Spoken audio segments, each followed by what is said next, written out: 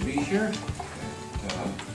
thank you for the invitation to come. So, the title originally was, Did anyone believe in Israel? Did anyone in Israel believe in one God before the exile, which is a bit more provocative than believe in one God. But anyway, you get the point.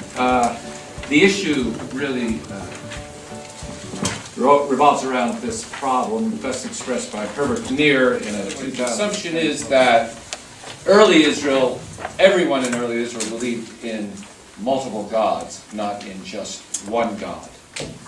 And that it gradually evolved into the belief in one God late, either around the time of Josiah in the 7th century BC, or even after the exile in the 6th century BC. This is itself a kind of revolution in the study of the history of Israelite religion, and is based off of really a group of texts that we will talk about briefly as we look at a number of things this afternoon that identify Yahweh and Asherah as a divine couple.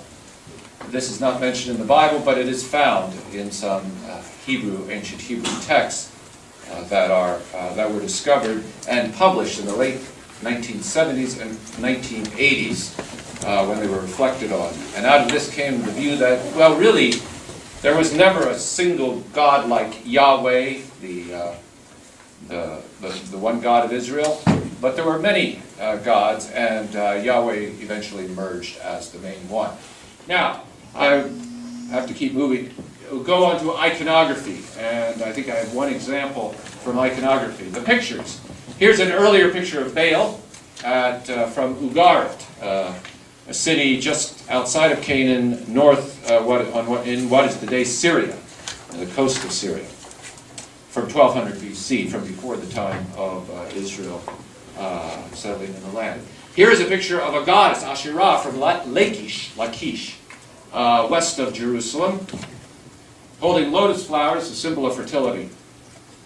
This is actually gold foil that was scratched. They scratched the artistic work on it.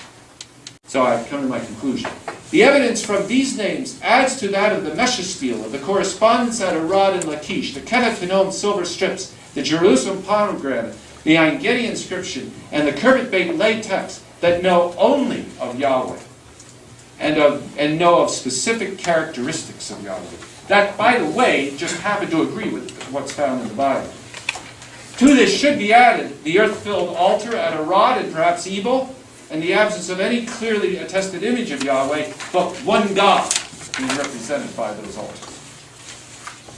This contrasts with the evidence from Kutilat Ajrud and Kerbet El-Kom, as well as some personal names, especially from Samaria, that suggest awareness of other deities.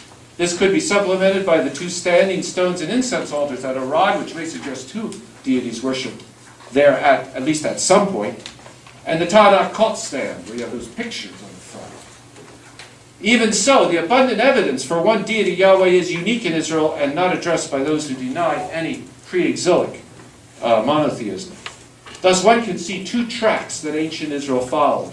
Some in Israel recognized only the God Yahweh and worshipped him alone.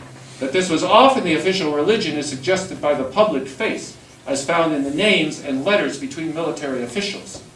The names would be what you publicly recognized as your faith, whatever you might do in private.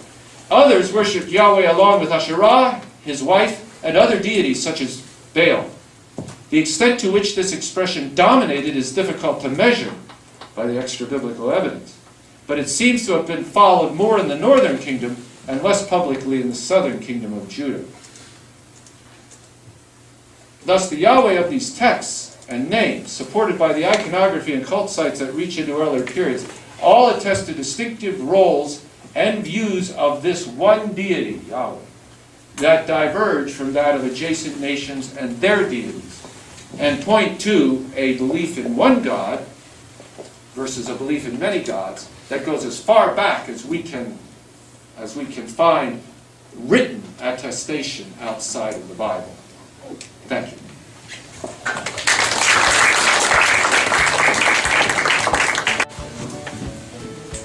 Ask about the observation of these big empires over the regions. Yes. Just I noticed in some of these empires, they recorded their observation over the tribes. And Yeah. these are there any evidences Oh, about this? Can you find evidences and this? that, oh, from what others say. From the Well, Babylonians, yeah, Assyrians, yeah. or Egyptians, or Well, Persians.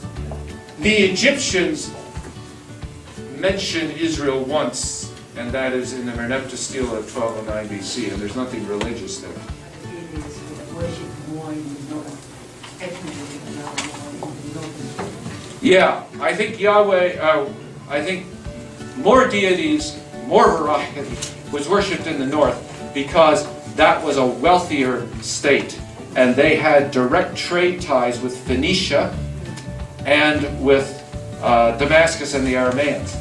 In fact, this is the when I described to you the Baals and so forth. The time's up for more questions. Thank you once again for this